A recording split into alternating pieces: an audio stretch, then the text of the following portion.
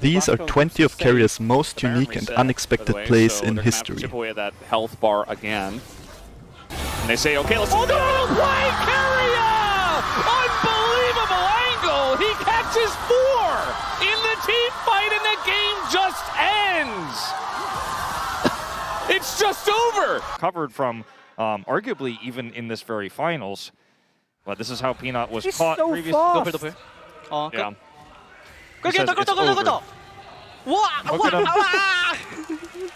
Not going to translate that part. Feels personal as Doran is making this road to MSI all about him. Well, T1 are going to continue making it about them as they look for this engage onto Peanut. He tries to get himself out of there, but Delight is in such an awkward position. Zeus is coming on over. The door has been set up as Viper in a decent spot. The culling this time is going to actually hit some T1 players, but the block from Faker is so good. And Zeus will just get wiped out. Oh man, is this T1? Is this the Harlem Globetrotters? They are just dominating. Is going to take another turret shot. This time he's dead, ladies and gentlemen. Although doesn't land the Q, and Keen not going to overextend because Owner is obviously right in position. Keria tempered faded himself preemptively. Yeah. That was a sick play. Did That you was do a that on sick play. purpose? That was so cool. Delay the fight for a little while, down to 3,000. Owner gets into the pit though, and Genji needs to go down to 3, and it's Keria that takes the Baron. What the actual hell? But Genji is still looking to win the fight. Keen finds the knockback, and Ruler is starting to layer these kills. But it's Gumyushi trying to kite, and he gets death ray by Chovy. Ruler left alive, but so is the GOAT. And is behind a bit. Fear, man. Yeah, that was pretty good. Exceptionally played. As, oh dear, Canyon's woes continue here. As Tempest gonna come out there, not able to cripple Keria. As Keen's gonna move on over to defend his Lee Sin. He's just gonna die. All right, Smite comes down as Keria could be in trouble. Canyon gonna have to flash away as Keria flashes to get the kill. He should be going down for it, but Keen might be sacrificing his life. Ghost not enough, and that's a kill to smash. Keria's knock-up that's set up for The Faker knock-up? there. Not the rend? Bro, what the knock-up from throwing Guma into multiple people, if I'm not mistaken. Let's take a look at it here because with the rend being set up here, Canyon can't quite go or try and go for the steal. Really nice cancel there from Owner on Kana. And then here, it's actually looking winnable, right? Look at this. Oh, It actually is! 4-man knock-up from a Gumyushi Fates call from Keria after he secures the Ocean Soul. To me, Lahens, that doesn't surprise me.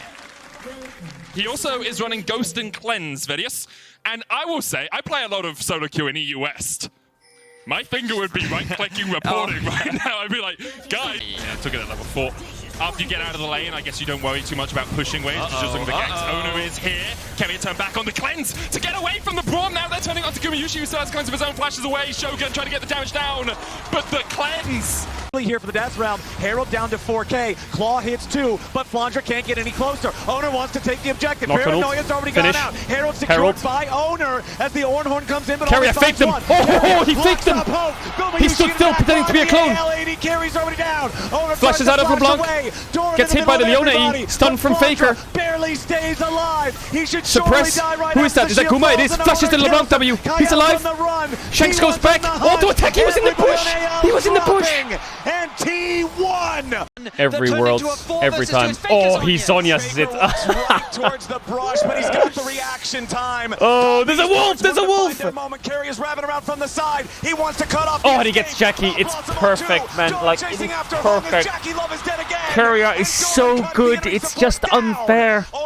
He is so insane. Still, Zeus, a new player with very limited experience. Yes, he was on the roster for all of last year.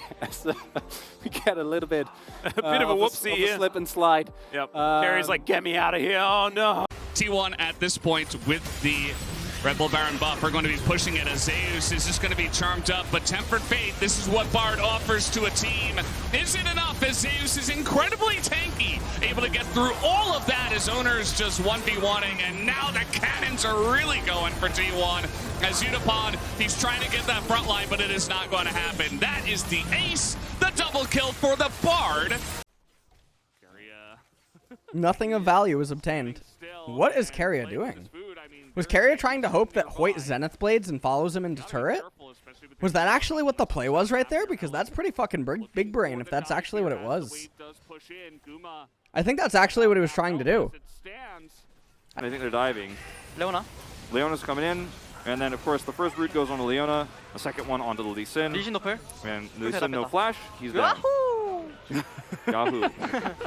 Got the wall you can operate around here with Chovy. You can go, has so much mobility into the back line. Almost executes Gumayusi here, which would have been massive. They could have actually chased further. Dorn helps the escape happen for Gen G. And this is the exact fight Gen G were looking for. They're hitting their biggest spike right now. They've got Soul Point online.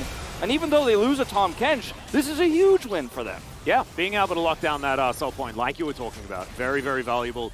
T1 weren't able to back off and get it Baron or anything like that because they were literally limping out of that fight with health bars very low. As we have a look at this flash, and Ophelia had a second to consider whether he needed to flash, and I think he made the right choice. Being super oppressive.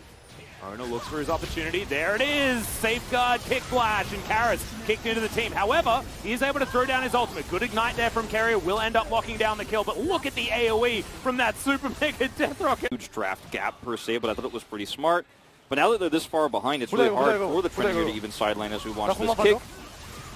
Very, very well played. The flash forward pushes him back. Just complete for Showmaker. Keria? And Keria now stepping forward, looking for the double bomb. Keria locked up. Where's the ultimate going to go? But for now, Gumayusi untouched. Owner immediately into the back line, buying as much time as possible, but it's 2 quick kills for T1. And here come the curtain call. It's like a rinse and repeat of game 2. But in the backside, Showmaker finds one. Tries to find the snare, tries to find the block, but Faker turning it back. Faker finding 1 kill. Gonna look for a little bit more. That's a 3-item rise. Ghost running for the hill, and T1 with confidence taking the fight. I never thought I'd say this, Dracos, but Keria just engaged on Zillion. The Jin W hit onto Showmaker, and Keria flashes forwards with the double bomb. 맞아요.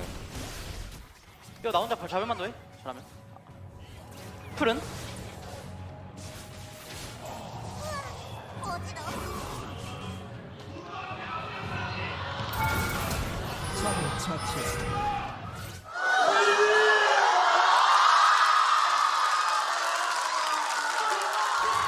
As Busio ready to follow up here. Gumayusi now in some danger. The Death Realm has been unleashed, and Whippo's going in after the T180 carry. Gumayusi's about to get taken out, but he gets away on a magical journey.